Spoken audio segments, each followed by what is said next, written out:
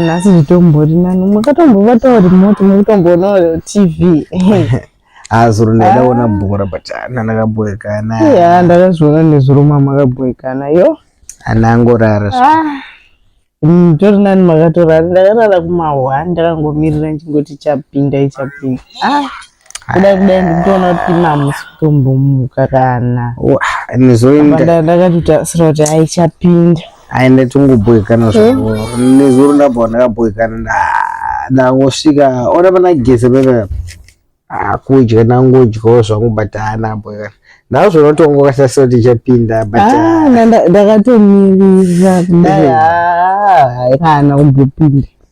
Ndikona munhu atorara tokanganwa. Wararama ngwai? Kuma1 ndakamirira ndakarindira kuti ichapinda.